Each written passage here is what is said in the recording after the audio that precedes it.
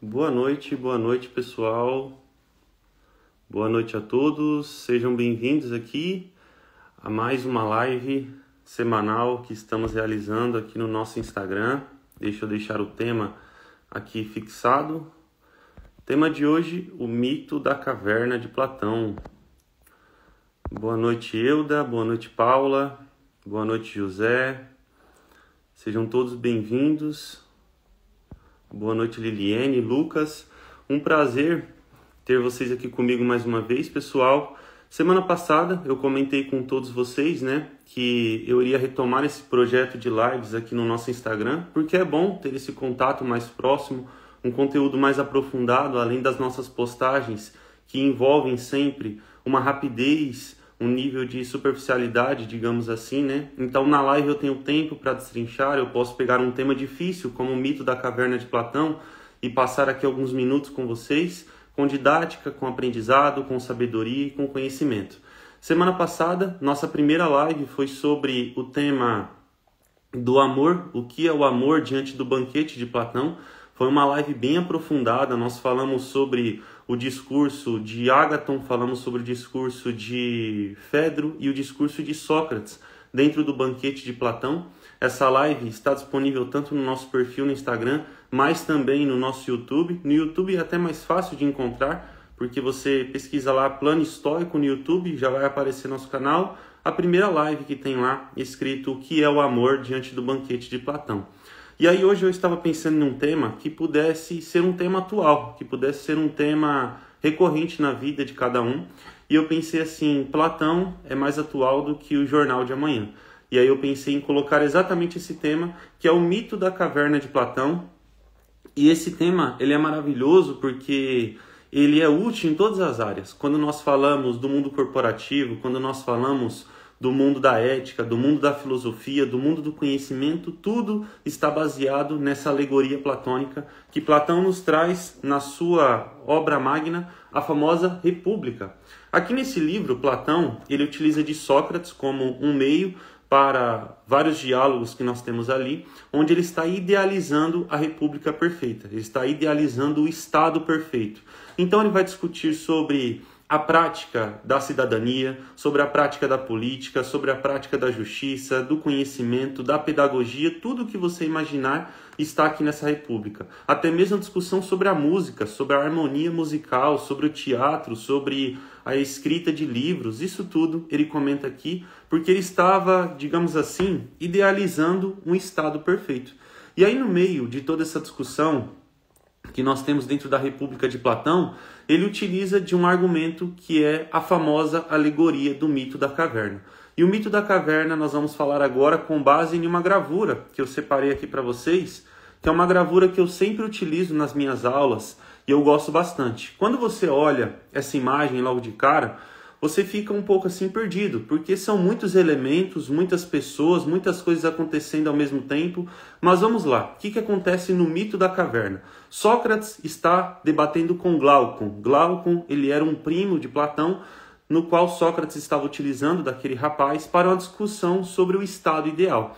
E eles chegam em um período da discussão que eles querem tratar sobre o conhecimento dentro de um estado. E aí Sócrates faz uma analogia perfeita em relação ao conhecimento, que é a alegoria da caverna, o mito da caverna que você talvez já conheça.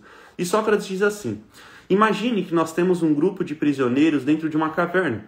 E eles nasceram prisioneiros. Desde o primeiro dia de vida até o dia atual, eles são prisioneiros e eles vivem acorrentados nos pulsos, nos pés e no pescoço.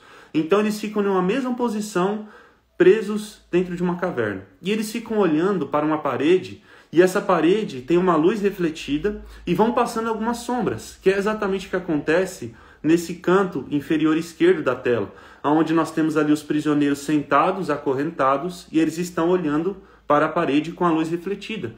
E vão passando algumas sombras. Passa um vaso, passa um cavalo, passa um jarro, passa um passarinho, e eles imaginam, nossa, de onde será que isso deve acontecer? Onde será que esse cavalo está correndo? E esse vaso tão lindo que passa diariamente por aqui?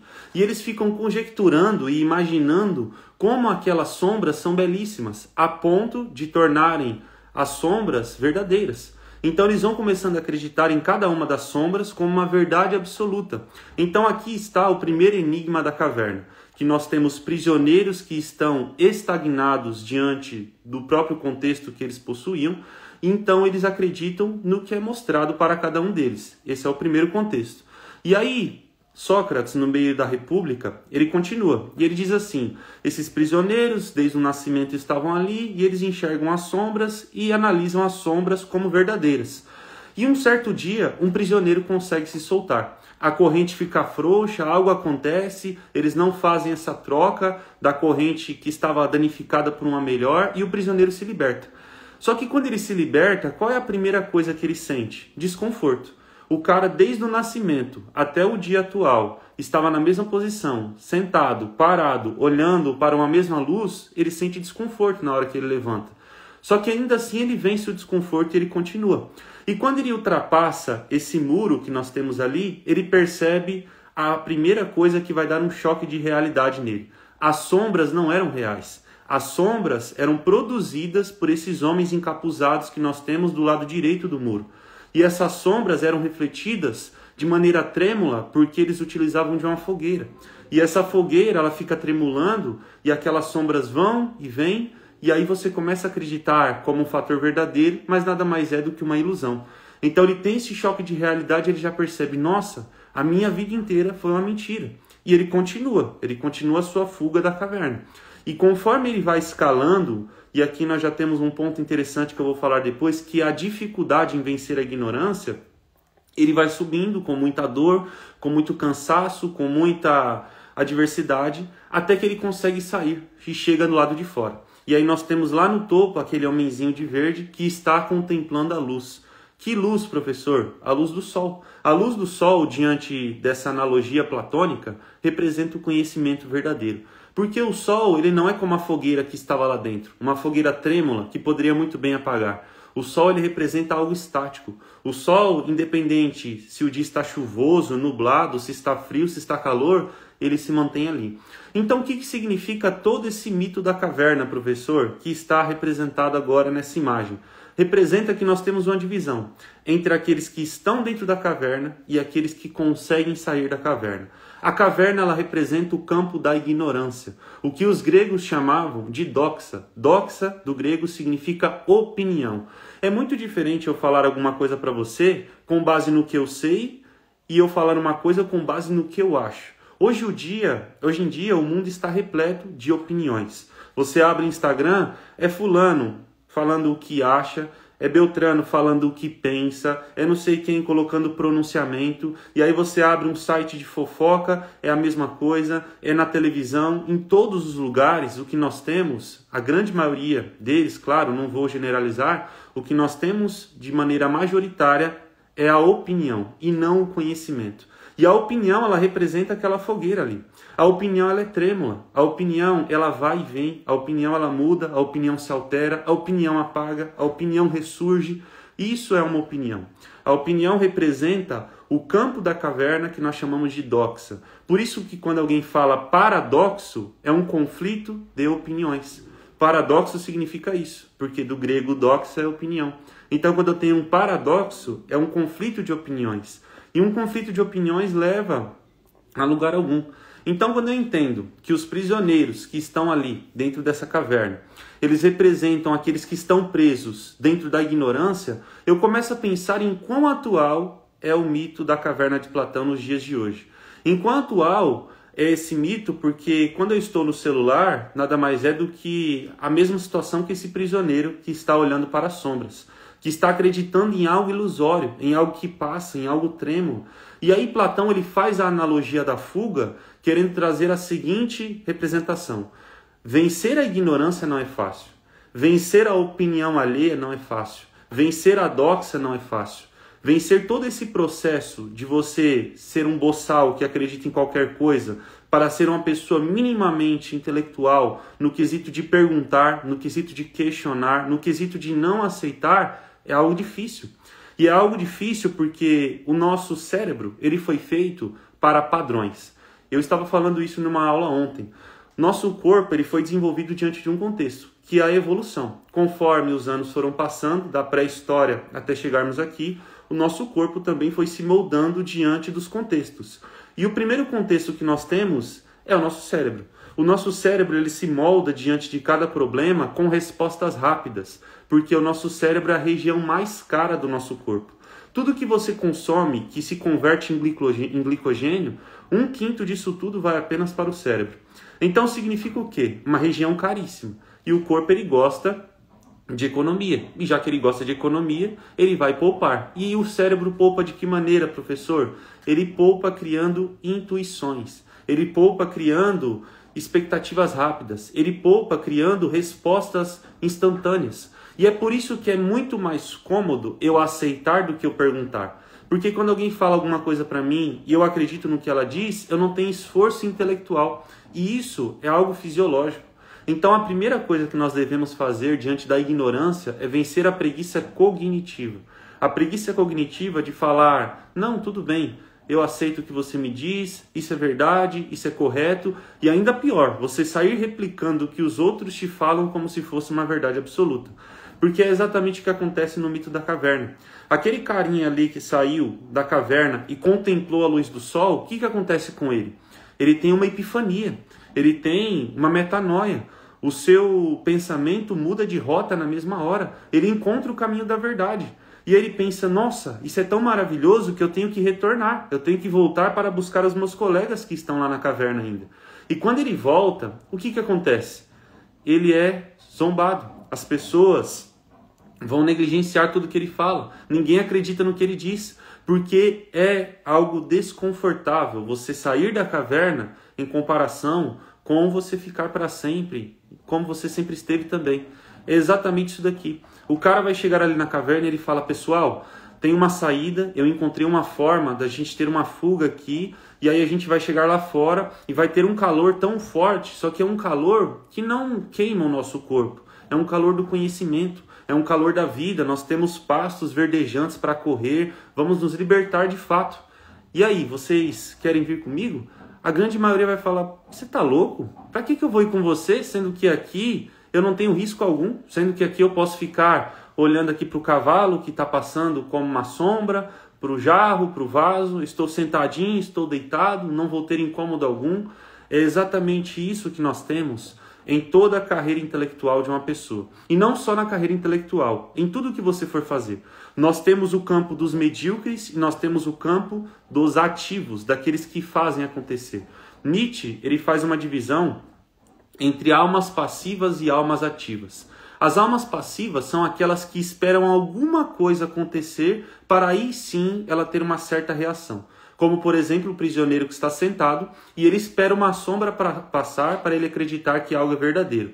Já do outro lado nós temos as almas ativas. As almas ativas são aquelas que fazem realmente acontecer. É aquela alma que a pessoa não espera alguém falar, alguém impor, alguém mandar, alguém sugerir para ela fazer. E essa alma ativa é aquela alma que constrói o mundo. É a alma do prisioneiro que saiu da caverna, enfrentou a dor, enfrentou a luta, enfrentou o cansaço e encontrou o caminho do conhecimento. E Nietzsche ele tem uma frase maravilhosa sobre isso. Ele diz que quanto mais alto voamos, menores parecemos para aqueles que não sabem voar. Porque quanto mais você se eleva, mais as pessoas que são inferiores em quesito de potência vão te inferiorizar.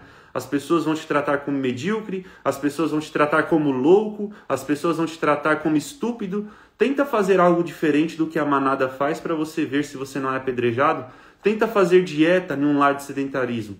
Tenta criar uma empresa em um lar em que as pessoas têm muito medo, aversão ao risco. Não que isso seja algo bom ou ruim, mas tenta fazer algo diferente. Tenta se casar em um contexto em que seus amigos só praticam adultério.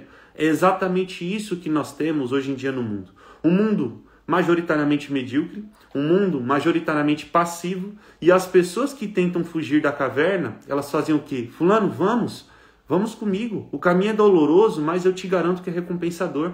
Você vai ter liberdade, você vai sair dessa escuridão, você não vai ficar acreditando em coisas trêmulas, como essa fogueira e como essa sombra. Nós temos um sol maravilhoso que brilha sobre nossa cabeça todos os dias. Vamos comigo. Aí a pessoa vai lá e fala, eu vou nada. Sai fora, isso é coisa de louco. Só você para ficar pensando nessas maluquices aí. Vai você sozinho. Eu tô bem aqui, eu sempre fui assim, meu pai e minha mãe me ensinaram assim, a vida é assim. Esse é o problema do ser humano. O ser humano ele é tão acostumado com a padronização da vida que ele acredita que não tem uma outra fuga, um outro caminho a ser percorrido a não ser esse. A vida do ser humano ela vai se tornando uma lista, como se fosse uma lista de um mercado, que você vai colocando checklist. Viver, checklist. Comprar isso, você coloca um cheque. Fazer a escola, o ensino médio, a faculdade, o emprego, você vai lá e checa também. Vencer na vida, ganhar um carro, comprar uma casa, isso e aquilo. E você vai cumprindo todas as tarefas e as demandas. E aí no final você percebe que você foi um mero prisioneiro. Ah, professor, essa vida é errada que você mencionou? Não. O que eu quero trazer aqui na nossa live de hoje? É consciência. É a consciência de você perceber se você está na caverna, como os prisioneiros que estão ali à esquerda, se você está saindo da caverna, como aqueles prisioneiros que estão tentando fugir, ou se você já encontrou a luz do conhecimento, como aquele ali que está no topo da nossa imagem. É exatamente essa indagação que Platão nos traz através do mito da caverna. Porque o mundo ele sempre vai ser dividido entre os ativos e os passivos, entre os medíocres e aqueles que fazem acontecer, entre aqueles que seguem uma padronização e entre aqueles que vão seguir a própria intuição. E quando eu digo a própria intuição, não é porque você acha, é porque você questiona, é porque você duvida. Na filosofia antiga, nós temos uma coisa chamada epoquê. Epoquê do grego significa suspensão de julgamentos. E esse termo, ele nasce na escola dos céticos. Os céticos é aquela famosa escola que nós falamos, nossa fulano, como você é cético? Porque a pessoa não acredita em nada, ela questiona sobre tudo, ela sempre nega o que você propõe a ela, e ela fala, não, eu sou muito cética em relação a isso, eu não acredito, eu questiono, eu duvido. É exatamente isso que nós devemos ter a cada dia. A epoquê, que é a suspensão de julgamentos, significa que diante de uma sombra, como as sombras que estavam passando ali para os prisioneiros, eu não vou acreditar. Eu não vou falar, nossa, que cavalo bonito, que jarro belo, ou algo assim. Eu vou questionar. Eu vou falar assim, será que isso daqui é verdadeiro? Será que tudo que as pessoas me impõem é correto? Será que tudo que as pessoas me falam é algo que eu deva realmente seguir? Porque diante dessa suspensão de julgamento, significa que eu não aceito o que me dizem, mas eu questiono cada uma das coisas. Porque, como diria Victor Hugo, é muito mais fácil crer do que julgar. É muito mais fácil eu acreditar do que eu questionar. Então, quando eu suspendo a minha opinião, que na maioria das vezes é uma opinião mais cômoda, mais rápida, mais instantânea, como falamos, daquela preguiça cognitiva cerebral, você tem tempo de análise, você tem tempo de questionamento, e aí você vai entendendo que talvez aquilo que você esteja vendo é algo incorreto, é algo falso, é algo trêmulo, é algo que passa. Então aqui nós temos o convite de Platão ao conhecimento. E eu gosto muito dessa analogia da caverna porque ela se encaixa em quase tudo na vida. Porque a partir do momento que você tenta crescer na vida, a partir do momento que você não aceita o que todos te dizem, a partir do momento que você tenta sair da linha da mediocridade e elevar o seu espírito, como diria Nietzsche, se prepare para a dor. A dor será sua companheira. A dor e o sofrimento vão te acompanhar por todo esse período, por todo esse processo de evolução. Porque antes você estava na estagnação. Antes você não corria risco algum. Antes você tinha um conforto. Aí agora que você está percorrendo um caminho diferente. Agora que você está fazendo o oposto do que todos fazem. Agora que você está evoluindo, você vai ser o alvo das críticas. E ser alvo de críticas é algo tranquilo. E por que é tranquilo? Porque esse é o preço a ser pago por não fazer parte da mediocridade alheia. Esse é o preço que você se paga quando você não fica sentado ali na caverna acreditando nas sombras como um bobão, como um ignorante. Porque a pior ignorância não é aquela que você não sabe, é aquela que você sabe que você não sabe e mesmo assim você escolhe não saber. Que você sabe que existe a oportunidade de fugir da caverna, mas você prefere ficar ali sentado porque é mais confortável. Então, a partir do momento em que você rompe com essa mediocridade, a partir do momento que você rompe com essa estagnação intelectual que todos vivem, se prepare para as críticas. Se prepare para ser criticado, se prepare para ser apedrejado, se prepare para as pessoas falarem que você é louco, que você está errado, que você não deveria fazer isso, que você deveria fazer aquilo, e pouco importa. Porque quem vai colher os resultados da sua escolha é você. As pessoas elas se prendem bastante no quesito de escolher, porque elas se preocupam bastante também com as responsabilidades de cada escolha. Só que a responsabilidade vai recair sobre suas costas. Pouco importa se as pessoas gostam ou não gostam de você, se as pessoas querem ou não querem que você faça aquilo, porque diante da estagnação, nós também temos uma escolha. O homem é condenado à liberdade, como diria Sartre. Por que eu sou condenado à liberdade, professor? Porque você possui uma capacidade de escolher. A partir do momento que eu posso escolher entre sair da caverna ou ficar sentado ali, eu já sou responsável por tudo que acontece na minha vida. Porque isso é, para muitos, isso representa para muitas pessoas um fator de condenação, um fator de castigo, um fator de tortura. Porque a pessoa ela fica tão indecisa diante do que fazer que ela não consegue tomar uma decisão clara e uma decisão que é correta. Porque você sabe o que é correto a fazer. Você sabe qual é o caminho que você deve seguir. Mas às vezes você não faz, por quê? Porque é mais difícil. Porque é mais incômodo, porque é algo que exige um certo esforço da sua parte. E aqui eu te pergunto, por que você teme a mudança se sem mudança não há progresso? Por que você teme o fato de alterar a sua vida, de quebrar as correntes, levantar da caverna com dor, com sofrimento, sair e encontrar a liberdade? Sendo que se você não faz isso, não tem progresso algum. Porque as pessoas elas possuem o medo do risco da alteração, mas elas se esquecem que ficar parado no mesmo lugar de sempre também é um risco. Você corre o risco de viver a sua vida da mesma maneira para sempre. Você corre o risco de viver a sua vida como todos os seus predecessores viveram para sempre. E aí você analisa quem está ao seu derredor e pensa, será que eu quero ser como todo mundo é? Será que eu quero ser como todas as pessoas são? Será que eu quero viver de acordo com um mundo em que as pessoas são medíocres, as pessoas são ignorantes, as pessoas possuem almas passivas, como diria Nietzsche, pessoas que só querem criticar, mas não constroem absolutamente nada? É exatamente isso que você deve fazer na sua vida como uma indagação. E a partir de todo esse questionamento, que eu tenho certeza que você sabe qual é a resposta correta, você está pronto para enfrentar a fuga da caverna. Você está pronto para encontrar o caminho da verdade.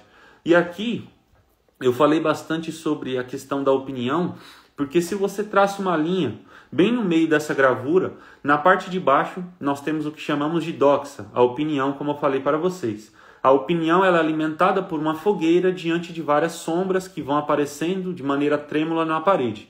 Perfeito, professor, eu já entendi isso. O mundo ele se baseia muito na opinião. As pessoas falam o que acham, as pessoas falam o que pensam, mas elas não falam com base em algo factual, em um conhecimento verdadeiro. Então eu devo fugir dessa caverna para encontrar o caminho de cima. O que é o caminho de cima? O que é o caminho que eu consigo chegar na real liberdade? É o que nós chamamos de aletheia. A palavra aletheia do grego ela é lindíssima, porque ela representa a tradução da verdade. Aletheia é igual à verdade. Só que não é a verdade como nós conhecemos. Ah, você tem que falar a verdade, fulano. Não mente, não. Não é isso. A verdade que nós estamos tratando aqui é uma verdade transcendente. A palavra aletheia, ela tem uma formação etimológica muito interessante. O radical a do grego sempre significa negação. Então é algo que não existe. E letheia significa cobrir, jogar um manto sobre alguma coisa. Aletheia significa não cobrir, significa rasgar o véu, significa retirar a coberta, retirar o manto. E me diz algo que é mais, vamos dizer assim, descoberto do que a verdade. Me diz algo que alguém não consegue encobrir de maneira alguma. Essa coisa é a verdade. O sol, ele representa a verdade dentro da nossa gravura, quando o prisioneiro sai da caverna e olha para cima, por quê? Porque num dia nublado, num dia chuvoso, no meio de uma tempestade, se você pega um avião, sobe acima das nuvens, o sol está lá. Independente se hoje é 2025 ou se hoje é 2800 e não sei o que, o sol vai estar lá. E isso se houver humanidade ainda para contemplarmos. Independente do dia, independente da hora, o sol se mantém ali. A mesma coisa é a verdade. Por que eu devo me basear no caminho da verdade, professor? Por que eu devo fugir da caverna, vencer as opiniões, a dor, o sofrimento e viver de acordo com o que é verdadeiro? Porque a partir do momento que você anda com a verdade, você se torna irrefutável junto com ela. Ninguém muda o fato que 1 mais 1 é 2. Ninguém muda o fato de que o que aquele prisioneiro enxerga agora é verdadeiro. Ninguém muda o fato de que a vida agora não é mais trêmula, mas estática. A vida não é mais efêmera, mas é eterna. Porque a partir do momento que eu encontro o caminho da retidão, que eu encontro o caminho da verdade, que eu encontro o caminho do conhecimento, é o momento em que eu me torno irrefutável juntamente com a verdade, como diria Sócrates.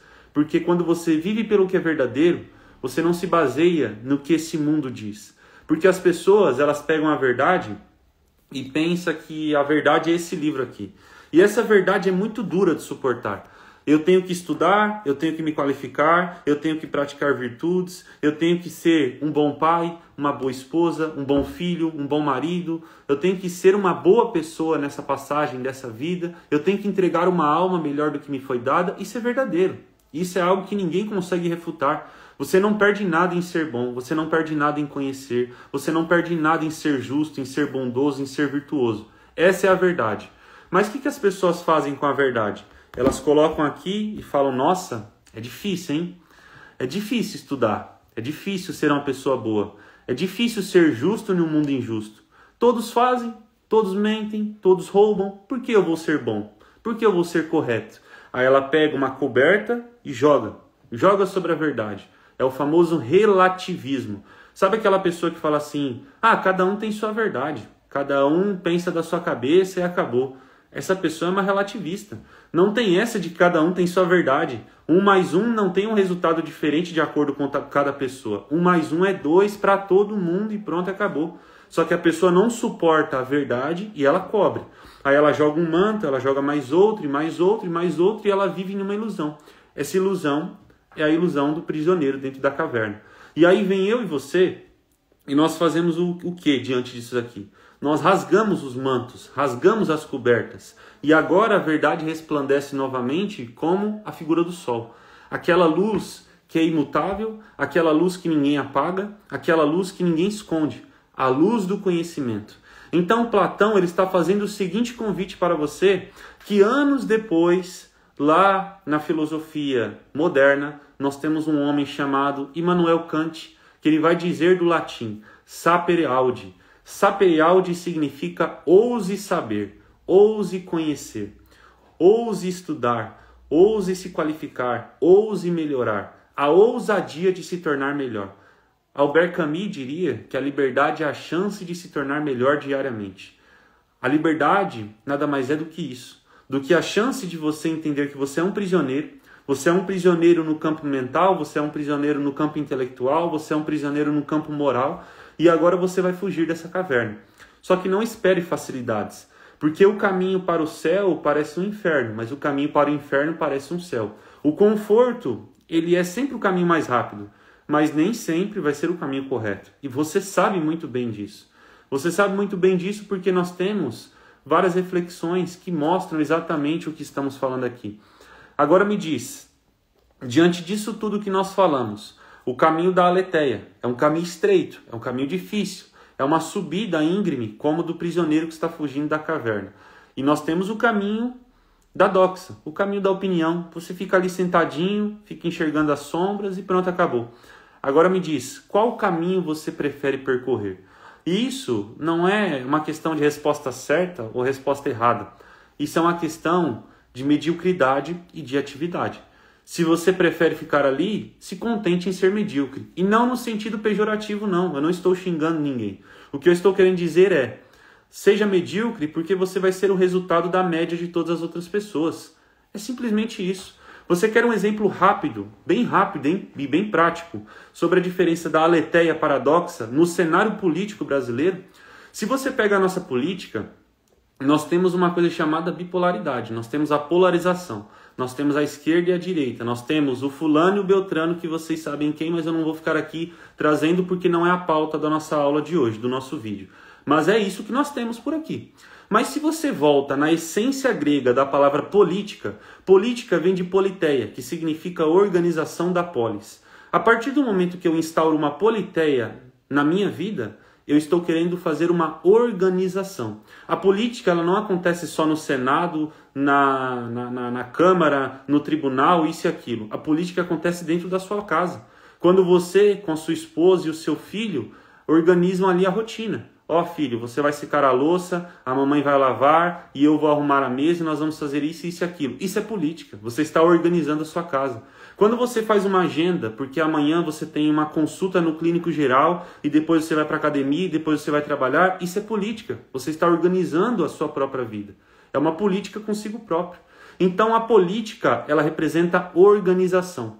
Essa é a verdade, essa é a aletheia. Só que o que fizeram com a política, professor? Esquerda e direita. É o conservador contra o progressista. É aquele que vota no tal e aquele que vota no não sei quem. Isso virou a política. Ou seja, um paradoxo, um conflito de opiniões que não leva a lugar algum. Então, quando nós vamos entendendo que a opinião ela serve para enganar, a opinião ela serve para manipular, como aqueles homens encapuzados, a opinião serve para relativizar, é aí que você percebe que não é para acreditar em todo mundo. É aí que você percebe o nível que o nosso Brasil se encontra. Esses dias eu falei numa aula que o QI brasileiro, o QI não é uma medida muito exata sobre o nível de inteligência de uma pessoa, porque nós temos vários níveis de inteligência. Mas o QI ele mede mais especificamente a associação de padrões, a velocidade com a pessoa consegue compreender algum contexto. E aí nós temos uma pesquisa que diz que o QI médio do brasileiro está com uma pontuação de 83. E aí você para pensar que um chimpanzé treinado, ele consegue bater essa pontuação facilmente. O QI médio brasileiro é 83, e aí nós temos a média. Ou seja, existem pessoas que têm muito menos, e pouquíssimas pessoas que têm muito mais. E aí você para analisar como que a opinião, ela sempre foi um objeto de manipulação. Sempre os políticos utilizaram disso. A opinião pública. Maquiavel diria, quando for fazer alguma coisa ruim, faça rápido, para que as pessoas se esqueçam. Agora, quando for fazer algo bom, faça devagar, para que seja melhor desfrutado. Eles querem manipular a sua opinião a todo momento. Seja a mídia, seja a política, sejam as pessoas do seu dia a dia que querem te usar para algum contexto ou algo assim. Então, a opinião diante do mundo filosófico representa exatamente isso. Representa uma manipulação do ser humano diante de um contexto em que ele não consegue se identificar, que ele não consegue se encontrar, e aí cabe a cada um de nós acreditarmos no que eles falam? Não. O que cabe para cada um de nós é fazer o caminho da verdade, é seguir o que é verdadeiro, é seguir o que é correto, é não acreditar em tudo que dizem, é pesquisar, é se fundamentar, é melhorar, é evoluir como um ser humano. E aí nós temos os anos passando dentro da filosofia e chega um homem chamado René Descartes. Descartes, ele diz, cogito ergo sum, do latim significa penso, logo existo. Quando eu penso, quando eu questiono, quando eu cogito, quando eu duvido, é aí que a minha existência transcende. Porque agora eu não acredito no que todos falam. Eu não acredito no que as pessoas me dizem. Eu não acredito no que é mais cômodo, no que é mais confortável. Eu não sigo o caminho das sombras, mas eu sigo o caminho da luz. Eu sigo o caminho da verdade. Eu sigo o caminho daquilo que é irrefutável. E aqui cabe, mais uma vez, a análise para a tua vida. Porque Dostoiévski, ele diria que a melhor forma de manter um homem prisioneiro é fazer com que ele não saiba que está na prisão. Imagine que você está nessa prisão e você nem sabe. Como que você vai mudar alguma coisa que você não tem nem conhecimento sobre aquilo? Então agora eu quero que você pare, analise a tua vida e pense, o que está me manipulando? O que eu tenho acreditado que as pessoas me vendem como uma verdade absoluta, só que não é bem assim? E qual é o caminho que eu devo seguir para fugir dessa caverna? Porque o processo é difícil, o processo é árduo, você estudar, você conhecer, você se tornar uma pessoa melhor em um mundo de medíocres, você se tornar justo em um mundo de injustos, você se tornar corajoso em um mundo de covardes. É complicado, não é fácil. Mas pouco importa o que os outros vão falar, o que os outros pensam, o que os outros vão julgar na sua vida. O que importa é a independência que você adquire, que nós chamamos de autarqueia, a autossuficiência do mundo. O mundo não deve impor o que você deve fazer ou não. O mundo não deve impor o que você deve acreditar ou não.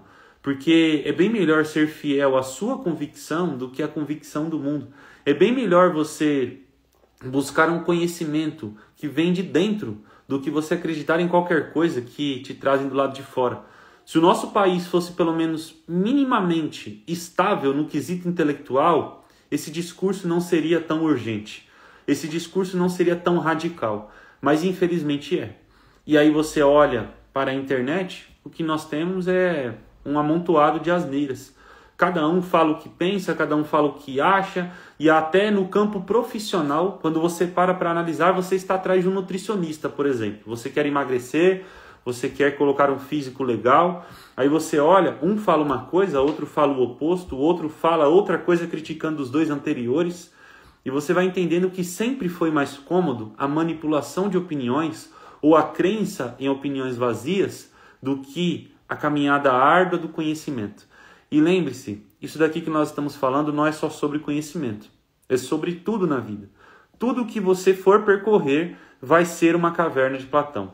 Primeiro, você não vai conhecer a nada. Primeiro, você vai ser um eterno ignorante. Você não vai saber de absolutamente nada sobre aquilo. Você quer criar a sua empresa. Você não sabe a área tributária, você não sabe a área de marketing, você não sabe a área financeira, você não sabe a área de entregável, a área de prestação de serviço, você não sabe absolutamente nada. Você é o prisioneiro ali na caverna. Só que aqui vem aquela escolha. Nossa, criar uma empresa é arriscado, é difícil. Eu posso quebrar daqui 1 ano e pior, eu corromper o meu patrimônio. Além de eu perder aquilo que eu vou construir, eu posso perder até aquilo que eu já tenho. É arriscado. Mas eu queria tanto ter uma liberdade geográfica de viajar com minha família. Eu queria tanto construir um negócio que impactasse na vida das pessoas de maneira positiva. Eu queria tanto conquistar isso e aquilo, porque sempre foi meu sonho e etc.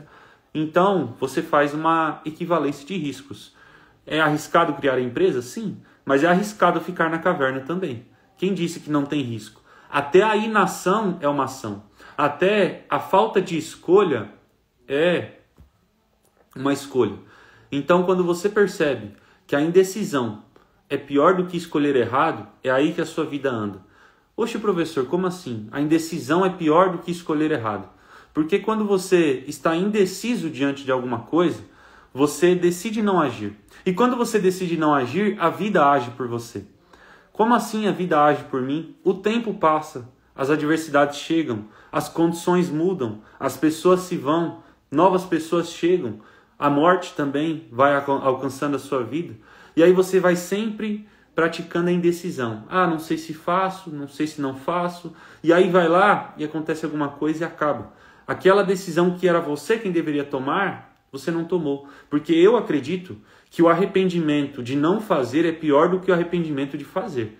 Porque pelo menos eu sigo o meu caminho, eu dou com a cara na parede e retorno. Agora, quando eu fico ali parado, eu não sei se daria certo, o e se, é aí que aquilo vai corroendo o ser humano por dentro. Então, quando você percebe que tudo na sua vida é sobre o mito da caverna, você assume o risco, você assume a dificuldade, você assume o sofrimento, você sai do campo dos medíocres, a sua alma que era passiva se torna ativa, como Nietzsche diria, e aí você se mete nesse caminho. E aí você olha para aqueles encapuzados que ficam te falando, não vai dar certo, que ficam te falando, você é louco, por que você não fica aí sentado? É tão tranquilo. Você sempre foi assim. Para que você vai mudar? Ninguém faz. Por que você vai ser o primeiro? Todo mundo faz assim. Por que você vai fazer diferente? Esse discursinho da mediocridade é vendido igual água hoje em dia. E as pessoas vão comprando e vão acreditando. Porque é mais confortável, como falamos, ficar na caverna do que assumir o risco. E aí você levanta, você sobe, você enfrenta a dor, você enfrenta a dificuldade.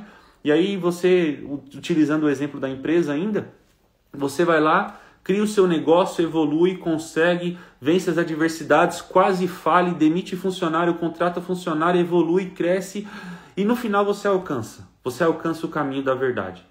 Você alcança o caminho da liberdade. Você alcança a luz do sol. E aí todas as pessoas vão falar o que para você? Se você se lembra um pouquinho do que nós falamos agora. As pessoas vão falar o quê? Nossa, fulano, eu sempre falei para você fazer isso. Eu sempre falei para você seguir esse caminho. Eu sempre falei para você seguir essa jornada. Eu estou te apoiando desde o começo, sendo que só você sabe que não é realidade isso daí. Só você sabe que as pessoas não querem o seu bem. Porque é aquele famoso discurso, eu quero te ver bem, mas não melhor do que eu. Eu quero te ver no alto, mas se eu estiver um degrauzinho acima de você, para mim tá melhor ainda. É isso que as pessoas passivas querem, porque elas não têm a coragem de fazer o que você faz e elas querem destruir o que você constrói. Porque é muito mais cômodo destruir e derrubar do que erguer alguma coisa nova nessa vida. E em toda a sua jornada vai ser assim. Em tudo na sua vida vai ser assim. Seja no casamento, seja no ramo empresarial, seja no ramo intelectual, seja no ramo corporativo, tudo na sua vida é uma alegoria da caverna. Por isso Platão é tão atual. E aqui eu queria fazer uma última pergunta bem rápida que você pode responder para si próprio. Para finalizar aqui o nosso conteúdo de hoje. Nós temos duas condições, nós temos dois contextos. Primeiro, nós temos um lago bem pequenininho, onde você vai colocar o seu barquinho, a sua canoa, e você vai ficar dando volta ali. E você já conhece o lago inteiro, mas você continua ali. E tá bom, você é um marinheiro de um lago pequeno.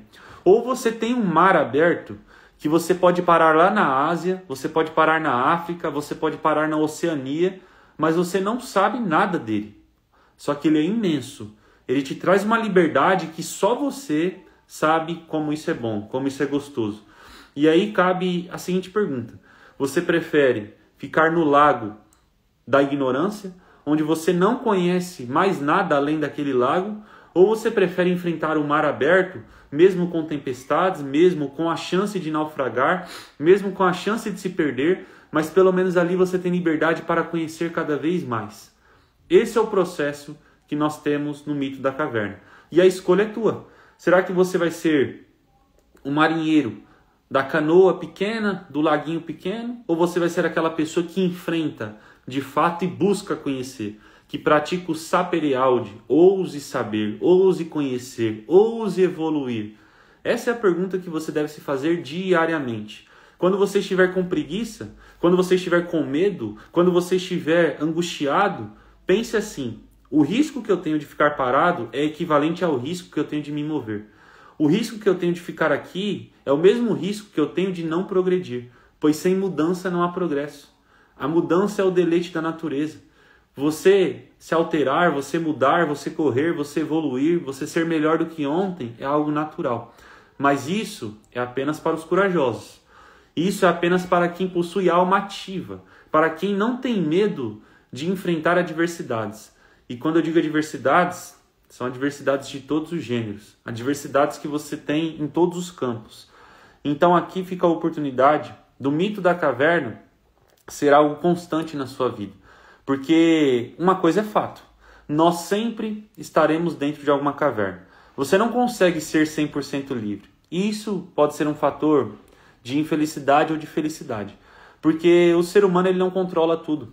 Nós não controlamos o tempo, nós não controlamos a morte, nós não controlamos as adversidades, nós não controlamos em como o nosso país não é o melhor país do mundo, nós não controlamos a forma como as pessoas lidam conosco, isso você não controla.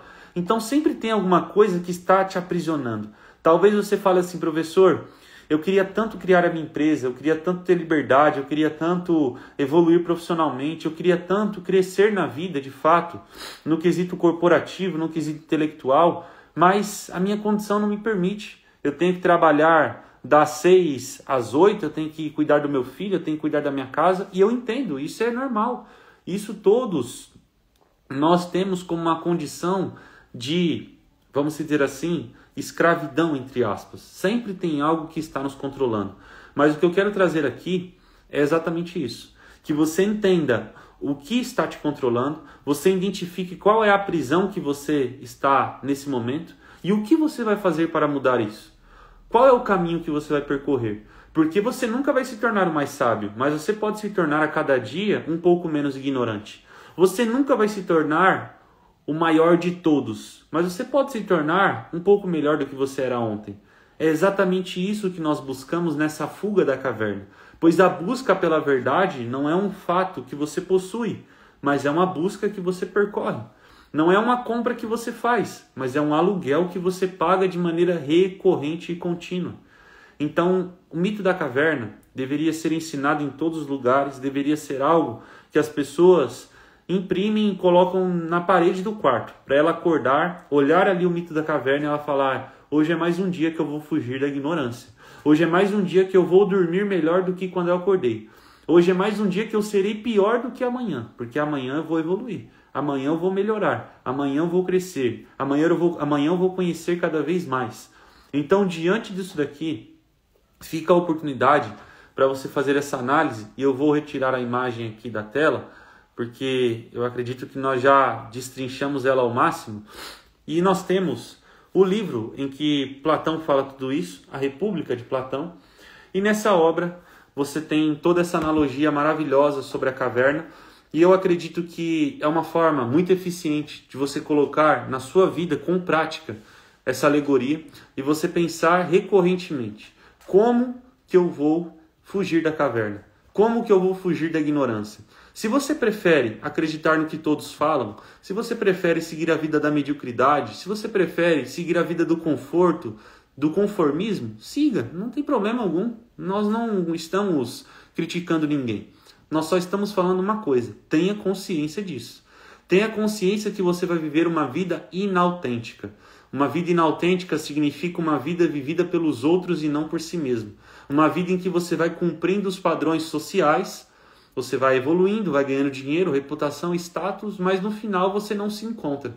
É aquela famosa história da morte de Ivan Ilitch. Um juiz de instrução famosíssimo, um cara que tinha uma reputação nota 1000. O cara comprava casas, o cara era rico, o cara tinha família, o cara era casado, ele ganhava não sei tantos 1000 rublos por mês na Rússia antiga. Mas no final ele morre, ele adquire uma doença e ele morre antes mesmo de uma morte física, ele tem uma morte existencial. Ele morre de uma maneira com que ele olha para dentro de si e não se reconhece. Então é aqui que reside tudo aquilo que nós estamos falando. Que você ou segue o caminho da dificuldade, ou segue o caminho da sabedoria, ou segue o caminho do conhecimento, que não é um caminho fácil, não é um caminho que você vai encontrar muita tranquilidade, ou você fica no conformismo mesmo e pronto, acabou. E aí você pode analisar um pouquinho das nossas redes sociais. Qual é a caverna de Platão moderna? Isso daqui que nós estamos vivendo. Isso daqui que nós temos agora é um momento de conhecimento, sim. Mas em comparação ao tanto de absurdo que nós temos nessa internet, eu represento como você tentar tampar o sol com a peneira. Não que eu vou ser o salvador da pátria, porque eu nem quero isso e nem tenho capacidade para isso. Mas o que eu estou querendo dizer é: a internet, as pessoas mostram o que elas querem. Elas colocam uma vitrine, como uma vitrine de uma loja, e elas mostram o que é conveniente. Uma vida perfeita, a vida da blogueira rica, a vida do atleta fitness, a vida do empresário milionário, a vida daquele coach que tem o melhor ensinamento de todos. E aí você para analisar um pouco, aquela blogueira, ela não é tão feliz assim. Porque quando ela desliga os stories, ela desliga uma live, desliga o Instagram, ela só tem infelicidade. Porque ela não consegue se preencher daquilo que ela faz. Aquele coach, ele ganha dinheiro enganando um monte de pessoas. Porque ele traz um conhecimento sofístico, que ele inventa um monte de coisa, um monte de frase de efeito, aí você vai lá e compra. Aquele blogueiro fitness, na realidade, ele é o cara mais vicioso que existe. Isso acontece em todos os casos? Não estou generalizando. Tem muita coisa boa na internet. Existem muitas pessoas que agregam bastante. Existem muitas pessoas que nos levam para o caminho da verdade. Mas tudo na vida vai ter uma proporção. E essa proporção, geralmente, ela é, de maneira majoritária, ruim. Porque a grande maioria das pessoas são medíocres e uma pequena parcela vai buscar de fato o caminho verdadeiro. E aí cabe a você fazer esse filtro, fazer essa peneira. Porque, como eu disse aqui, a pior ignorância não é não saber. Você pode não saber por contexto. Você nasce num lar difícil, na periferia, você não tem tanta oportunidade de estudo. Como que eu vou exigir de você que você conheça o mito da caverna de Platão, sendo que você não tinha nem matemática direito na escola? É algo complicado. Como que eu vou exigir de você que você conheça os princípios da retórica de Aristóteles para você se desenvolver melhor na sua fala, na sua eloquência? Não tem como. Agora, quando você sabe que existe um caminho correto, mas você prefere seguir o caminho errado, aí é mais complicado. Porque você está venerando uma venda que está sobre os seus olhos e você prefere continuar com ela, porque é mais cômodo ficar no escuro do que enfrentar a luz do sol. É mais cômodo ficar sentado lá na caverna do que levantar, enfrentar a dor, o sofrimento e sair dela por completo. Então hoje, o que eu quero proporcionar para você é uma coisa bem rápida, só para finalizar a nossa live de hoje, porque eu acredito que eu já até passei do horário aqui com cada um de vocês. Nietzsche, ele diria uma coisa que vai resumir toda a caverna de Platão. Nietzsche, ele era um grande opositor de Platão, ele era um grande rival. Ele criticava bastante Platão, ele falava que era um fantasma metafísico, que era um espírita, isso e aquilo, tá tudo bem. Mas ainda assim ele trouxe algo interessante sobre Platão. Ele fala sobre as 3 metamorfoses do espírito. As 3 metamorfoses do espírito representam 3 fases que todo ser humano que busca o conhecimento vai enfrentar. A primeira fase é a fase do camelo. A primeira fase é o camelo. O que representa o camelo, professor? O camelo é aquele que carrega. O camelo é aquele que suporta. O camelo é aquele que vai andando enquanto os outros mandam. O camelo é aquele que diante do tu deves, ou seja, alguém fala tu deves fazer isso, tu deves fazer aquilo, ele vai lá e aceita. Esse é o camelo. E aí qual é a primeira coisa que nós devemos fazer na fase do camelo, professor? Diante dessas metamorfoses nietzschianas? É você reconhecer. É você saber que você é o camelo. E a mesma coisa da caverna que nós falamos. Você reconhecer a qual prisão você está pertencendo.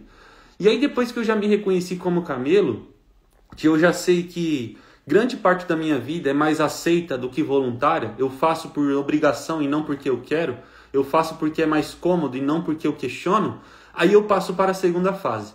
A segunda fase é a fase da revolta, é a fase do leão. Então do camelo você se transforma num leão, porque o leão ninguém controla.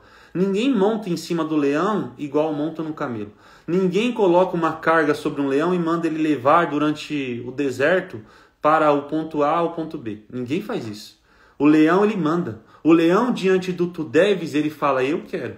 Não é o que você me diz. Não é porque a política brasileira está um lixo que eu tenho que votar em quem é menos pior. Não é porque o conhecimento brasileiro é um lixo que eu tenho que acreditar em coach de internet. Não é porque a minha vida não é fácil que eu vou seguir pelo caminho dos vícios. Não é o tu deves, é o eu quero. O leão ninguém controla, o leão ninguém domina. O leão ele pratica o cogito. Cogito ergo sum. Penso logo existo, como falamos. O leão ele representa o sapere aude. Aquele que ousa saber, ousa conhecer, ousa evoluir. Então do camelo eu me transformo num leão. E aí do leão, professor, qual é a última fase? Qual seria a última fase da metamorfose? A última fase é a criança. Do camelo eu passo para o leão e do leão eu passo para a criança. Essa é a metamorfose do espírito diante de Nietzsche. Por que a criança? Porque a criança é a pureza. Por que a criança? Porque a criança é a esperança.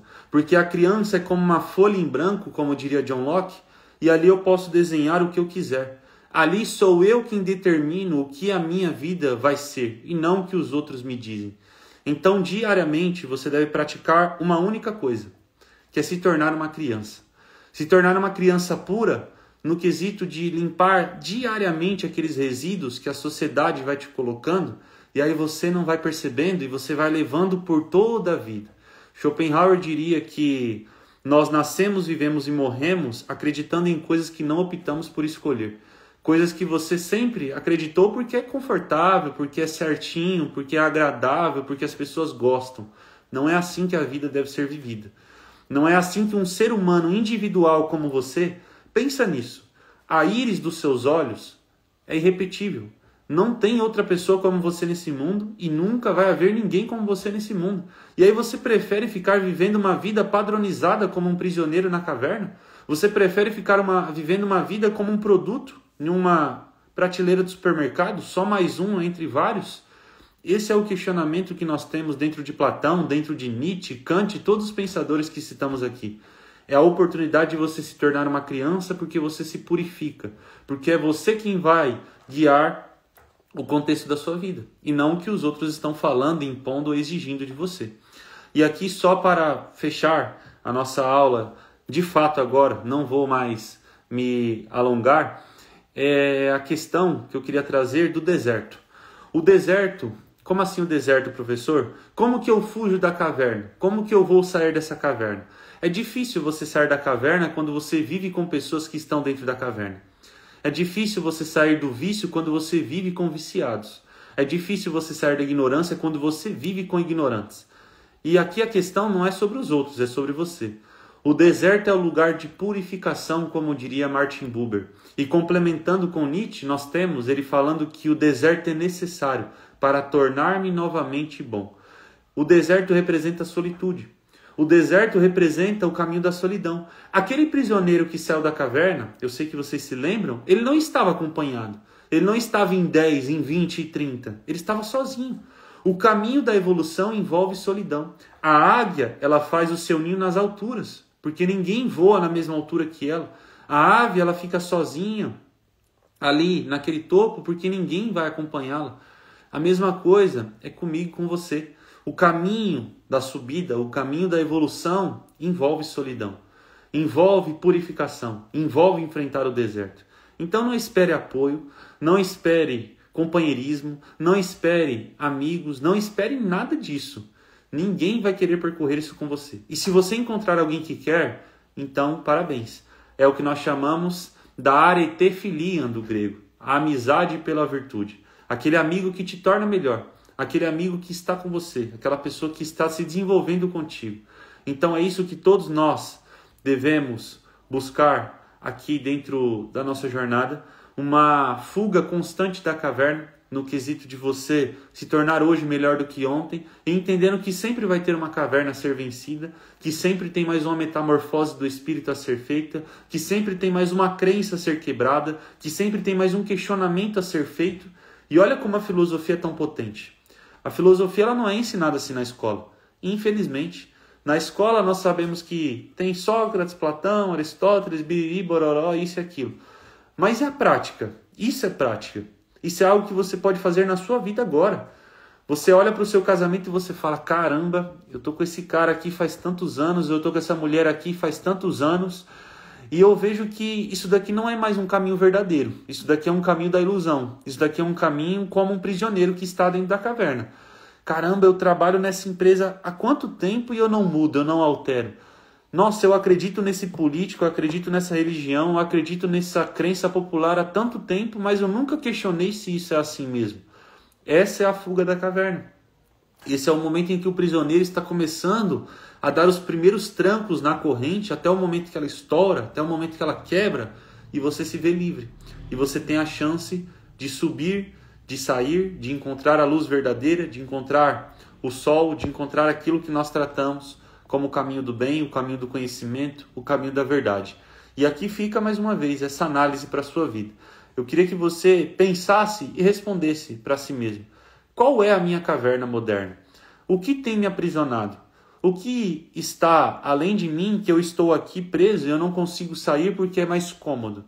Talvez seja uma questão de saúde, talvez seja uma questão de vício, talvez seja uma questão de ignorância intelectual mesmo, talvez seja uma ignorância moral, você prefere fazer o que é errado ao invés de fazer o que é correto, talvez seja uma ignorância em qualquer outro aspecto da vida, mas eu só te digo uma coisa, até o fato de não agir já é uma ação, até o fato de não decidir já é uma decisão, até o fato de você preferir ficar ali já tem um risco envolvente, que é o risco de viver a mesma vida padronizada e pronto, acabou. Então aqui fica o convite para você se tornar como uma criança, como nós falamos de Nietzsche, nas 3 metamorfoses do espírito. Do camelo para o leão, do leão para a criança. O camelo é o que carrega, o leão é o que vence, a revolta, e a criança é a pureza, é a esperança final que nós temos no decorrer do caminho. Então, pessoal, essa foi nossa live de hoje. Eu gostaria de agradecer muitíssimo a participação de vocês. Batemos aí 120, 115 pessoas. Fiquei muito feliz por isso. Hoje nós falamos sobre o mito da caverna de Platão, que você encontra de maneira integral na República de Platão. Nós temos algumas versões reduzidas, algumas editoras que fazem em versão de bolso, para você ler apenas o mito da caverna, mas você não perde nada além da República. A República é repleta de ensinamentos platônicos, o mito do Anel de Giges, o mito de Er, a concepção da harmonia musical, a concepção de uma boa política, do rei filósofo, tudo isso Platão escreve aqui. E eu espero que vocês tenham gostado. A nossa live, ela ficou gravada. Eu vou deixar ela no nosso perfil por um tempinho. Depois eu vou colocá-la no YouTube para quem quiser acompanhar por completa. E eu agradeço a participação de todos vocês. Eu gostaria de saber o que vocês acharam, o que vocês refletiram aqui da nossa live de hoje. Queria que vocês falassem um pouquinho sobre a opinião da nossa live de hoje. Eu estou tentando manter aí essa recorrência. Tivemos uma semana passada, tivemos uma hoje, teremos uma provavelmente na semana que vem, sempre mantendo na quarta-feira, às 19 horas. Sensacional, maravilhoso. Muito obrigado, Patrícia, Luana. A Juliana também comentou, quanta coisa para aprender. A Maria Eugênia, achei perfeito. Muito obrigado, pessoal. Tudo isso daqui é uma filosofia que é prática. A filosofia ela não foi feita para ficar entre os deuses, como diria Cícero. A filosofia foi feita para os homens. A filosofia é o melhor remédio para a mente do ser humano. Se você não pratica o questionamento, a indagação, você está fadado a viver uma vida totalmente padronizada, totalmente inautêntica, uma vida que você só vai replicar ali o que os outros te falam, uma frasezinha de efeito que você parece que é mais inteligente, um jeitinho que você se expõe que parece que você é mais intelectual. É o que as pessoas fazem hoje em dia, é o famoso sofismo. As pessoas são sofistas, elas fingem que sabem bastante, elas fingem que sabem alguma coisa. Na realidade, não sabem basicamente de nada, né? Conheci agora e já vou seguir. Estou buscando sair, mas agora você me trouxe esclarecimentos. Aceitarei a solitude em prol da minha evolução. Obrigada. Muito obrigado, Ana. Seja bem-vinda aqui ao nosso perfil. E achei que era sobre estoicismo. Legal, era sobre a caverna. Isso mesmo. Aqui nós falamos sobre filosofia no geral. O estoicismo é só uma corrente filosófica que eu trato como uma prioridade, porque é a mais prática de todas. Então nós temos diariamente as reflexões estoicas que eu posto aqui, nós temos alguns vídeos, mas o nosso perfil fala sobre filosofia, sobre literatura e sobre conhecimento clássico. Engloba tudo isso por aqui. Tanto que semana passada nós falamos do Banquete de Platão, um livro platônico, um diálogo. Hoje nós falamos sobre o mito da caverna. E semana que vem a gente escolhe outro tema. Nós podemos falar de um livro de literatura, A Morte de Ivan Illich, A Metamorfose de Franz Kafka, Noites Brancas de Dostoiévski, Os Sofrimentos do Jovem Werther. Todos esses livros, conhecimentos que nós temos pelo mundo, nós tratamos sobre aqui, desde que envolva filosofia, como é a minha formação, é meu campo de trabalho, a minha área de estudo. Muito obrigado, pessoal. Parabéns, professor, foi incrível a sua live, quero assistir novamente. Perfeito, vou deixá-la disponível aqui para vocês. A Senira, parabéns, excelente. Nosso clube de leitura, alguns alunos estão pedindo, algumas pessoas estão pedindo para falar melhor sobre. Vamos lá. Nós temos um clube de leitura, que é um clube de leitura onde nós lemos os clássicos da filosofia e da literatura. É um clube bem tranquilo, bem simples, onde nós lemos um livro por mês. Um livro de, no máximo, 120, 130 páginas. Fazendo uma divisão ali rápida no mês, vai bater 4 páginas por dia e você consegue nos acompanhar. E aí nós lemos um livro de filosofia em um mês, um livro de literatura em outro. Agora nós estamos terminando o Banquete de Platão. Mês que vem nós vamos iniciar a obra O Estrangeiro de Albert Camus. Então todos esses livros que nós vamos lendo são pequenos, curtos e rápidos. E como ele funciona? Nós temos no decorrer do mês aulas gravadas sobre o livro. Eu sempre gravo algumas aulas e disponibilizo para os alunos para a compreensão, para a interpretação da obra. Nós temos um encontro no final do mês, no último domingo do mês, um encontro ao vivo, onde debatemos e interagimos sobre o livro. O nosso encontro do Banquete de Platão será agora nesse domingo, dia 31. Nós temos materiais de apoio em PDF, onde eu faço um resumo geral do livro para os alunos. Nós temos grupo de interação, nós disponibilizamos os livros em PDF também. Você tem o meu contato para retirar qualquer dúvida. Tem uma plataforma bem organizada com todas as aulas para você, inclusive dos livros anteriores que lemos esse ano. Nós começamos em fevereiro, estamos alcançando a marca aí de quase 4.000 alunos só no clube de leitura. E agora estamos em agosto, partindo para setembro. Ano que vem nós teremos um cronograma já pronto, com livros diferentes, mas o material anterior fica disponível para cada um de vocês. E mais um ponto interessante é encontros presenciais. Nós estamos implementando alguns encontros presenciais Todo último sábado do mês nós temos encontros no Rio de Janeiro e em São Paulo. Agora em São Paulo, no sábado, nós teremos um, no Rio de Janeiro teremos outro, onde os alunos podem fazer essa conexão, essa amizade. E em relação a valores, eu já vou abrir aqui para vocês, porque é um valor ridículo, é uma assinatura anual de R$ 97,00 por mês, ou seja, um ano, R$ 97,00 por ano, me perdoem, R$ 97,00 por ano, que se você parcela em 12 vezes, fica R$ 9,90 por mês. É algo bem simbólico, bem pequeno, porque nós queremos impactar o maior número possível de alunos. E caso você queira participar, só comentar aqui a palavra leitura. Comente leitura nessa live, que nós vamos enviar uma mensagem no seu direct. E aí você recebe lá uma mensagenzinha para você entrar em contato com a nossa equipe. E aí você pode fazer a sua inscrição ali rapidamente para o nosso clube de leitura e participar conosco. Acesso a todos os livros anteriores. Esse ano nós já passamos por O Príncipe de Maquiavel.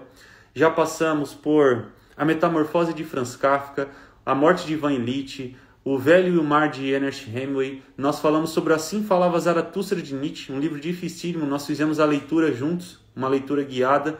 Nós falamos sobre... Nossa, são muitos livros, mas vocês vão acessar tudo, o material fica disponível. Agora nós terminamos o Banquete de Platão, mês que vem O Estrangeiro de Albert Camus, depois Meditações de Marco Aurélio, depois Noites Brancas de Dostoiévski e finalizamos o ano com Cartas a Meneceu de Epicuro. Então, apenas clássicos da filosofia e da literatura. Esse é um bom tema para falarmos aqui nas nossas lives. Semana que vem eu acho que eu vou falar sobre isso. Por que ler os clássicos? Por que eu devo ter uma leitura clássica, professor? E o que é um clássico? O que é um livro clássico? Um clássico ele nada mais é do que um livro que é mais atual do que um jornal de amanhã. A expressão clássica ela representa exatamente isso, atualidade. Um vinho clássico é um vinho que pode passar 1000 anos, ele ainda é atual. Uma música clássica é uma música que passa 3.000 anos, ela ainda é atual. Um livro clássico é um livro que pode passar uma eternidade, ainda é atual. A República de Platão. A República de Platão é um livro clássico, porque 2.500 anos de escrita e está aqui ainda conosco.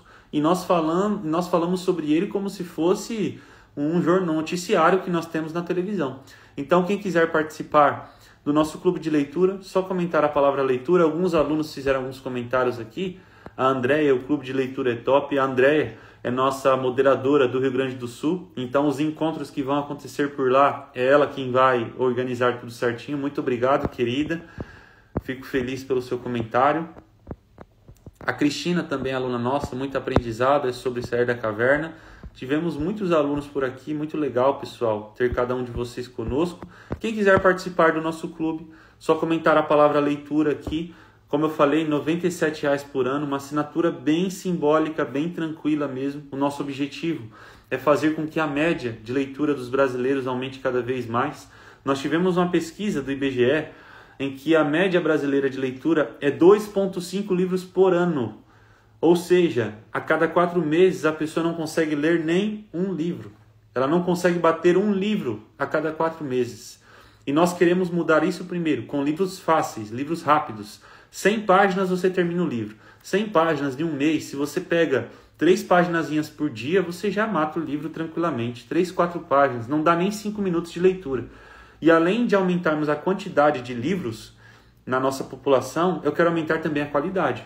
Eu não quero que você leia um livro de autoajuda em que o cara vai falar das 21 formas de ficar rico em 2025. Você sabe que aquilo ali é enganação. Você sabe. Você conhece. Eu quero que você leia um livro falando sobre uma crise existencial de um jovem que perde tudo na vida, os sofrimentos do jovem velho. Eu quero que você leia um livro que trata sobre o amor como o Banquete de Platão. E essas respostas que a literatura ou a filosofia vai nos dando não são respostas assim, que você ganha como um livro de autoajuda. É uma resposta que nasce de dentro para fora. Eu não quero traçar aqui rivalidade alguma entre classes literárias, mas eu só quero que você pense: o porquê será que Platão é mencionado há tantos anos? O porquê será que Franz Kafka é mencionado há tantos anos? O porquê será que Dostoiévski é tão atual? O porquê será que Nietzsche, Hemingway, esses grandes escritores do passado, por que será que eles estão até os dias de hoje sendo vendidos, sendo comercializados? Não é à toa. O tempo ele valoriza tudo que é bom e erradica tudo que é ruim. Uma dica para você, uma dica bem clara. que tudo aquilo que você for focar seja algo que passou pela valiosidade do tempo, que passou pelo teste temporal. Você quer amizades? Deixa o tempo fazer a peneira. Aqueles amigos que devem ficar, o tempo vai valorizar. Aqueles que não devem, o tempo mesmo arranca da sua vida. Um conhecimento, se ele muda muito rápido, não é para você, porque é mais uma opinião do que um conhecimento de fato. Agora, aquilo que passa no teste do tempo é aquilo que também perpetua. Basicamente isso, pessoal. Já me alonguei demais por aqui. Muito obrigado pela presença de vocês. Foi um prazer realizar essa live mais uma vez. Encerramos o nosso conteúdo de hoje. Ainda temos aí toda uma semana pela frente. Pelo menos eu tenho aí mais uns bons leões para se matar essa semana. Temos encontro presencial do clube, como eu falei. Temos encontro ao vivo para finalizar o livro do mês, temos aulas, temos várias coisas, e aqui fica a sugestão do livro que nós comentamos hoje, A República de Platão. É aqui que está o mito da caverna, que foi o nosso tema da nossa live, e espero que vocês venham fugir da caverna. E um conselho final que eu deixo para vocês é: sapere aude, ouse saber, ouse conhecer, ouse evoluir, até porque o risco de não mudar é às vezes igual ou até mesmo maior do que o risco de tentar fazer alguma coisa diferente, o risco de sair da caverna. Como nós falamos aqui na nossa live de hoje, é exatamente a fuga da caverna que te traz a liberdade, porque viver uma vida cômoda de aceitação, qualquer um vive, mas quanto mais alto voamos, menores parecemos para aqueles que não sabem voar. Muito obrigado, pessoal, tenham uma ótima noite, espero que tenham gostado. Vou deixar essa live salva e depois subo lá no YouTube e aviso vocês lá nos stories do Instagram. E até nossa próxima quarta-feira, às 19 horas, com mais uma live semanal.